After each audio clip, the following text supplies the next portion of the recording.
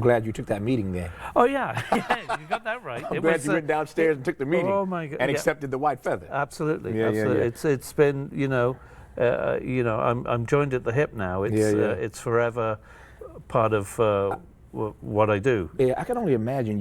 You said it was goosebumps through the roof, but I can only imagine what that must have felt like to have had your father tell you that this would be the sign, and then. Well, I have to say that it was a pretty weird one. Yeah, I mean, especially because, I would have been anywhere between, I don't know, 10 and my early teens when he would have told me that. So it would have been quite a weird thing to say. I mean, because I remember him saying it, and I thought, well, that's a bit odd. And I told my mum, Cynthia, and she went, well, that's a bit odd. But lo and behold, 20 years later, and really beyond taken aback. Yeah. Tell me about the, you've laid out what the foundation does, so I'm glad I asked that question. So I know all the work that you do. Yeah. Tell me specifically about this children's book, Touch the Earth. I'll come around to, I always tend to, everything I do is connected to the White Feather Foundation. Right. And I was actually, I'd met a friend, Bart, who, we were going to talk about putting a biography together because I was worried that time was flying by, which it is, and a lot of my friends have passed away, and who knows when.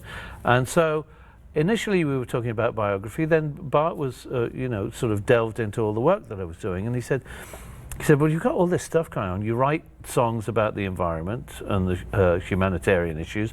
You've made documentaries about this stuff, you've started the White Feather Foundation, but have you done anything for the kids? And I said, well, yeah, I've done some animated TV shows and a couple of CDs for charity for kids here and there, but nothing directly from me. And he said, well, what about that? And I said, well, I think it's a great idea. I said, as long as we can incorporate everything that, everything of what I do is part and parcel of it. So a year ago, we just started writing and decided that it had to have environmental elements to it, and it had to. For me, it had to be reminiscent of days gone by when I remember, at nap time or bedtime, you'd sit with your mother or your grandmother, and you'd be arm in arm, and you'd go through the pages of the book, and you'd go on an adventure, and it was, such a fond memory of that sort of time of bonding and nurturing. Which we see little of today with today's technology, kind of stealing that a little bit with iPads and everything else. And so that was really, really important for me to bring that back, and to be able to do it with beautiful illustrations. Sure, I must say the illustrations are gorgeous. She's done an amazing. Smiliana did an amazing job, and it's a very simple book, but it tells a beautiful little story in it, and to be able to bring in education a little bit, to get the kids to really start, because I think at this age, sort of the 3s and onwards, it's a sort of, a lot of people call it the why age. Well, why is the grass green? Why is the sea polluted? Why is the plastic there? And I think that's really good at opening the conversation for kids and empowering the kids into understanding what's going on in their life and around them, but also not a bad reminder for the parents too.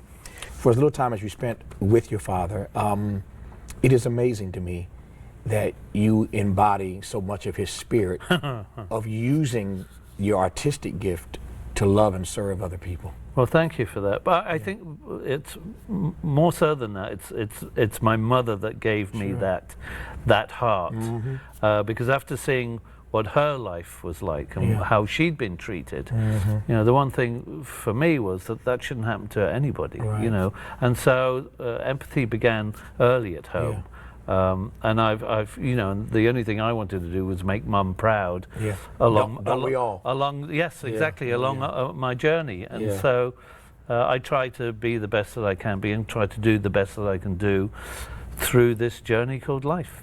Well, you're doing it, and I'm honored to have you on the program, Julian. Thank you so much. The book is called Touch the Earth by Julian Lennon. Wonderful illustrations, as I said earlier, and what better gift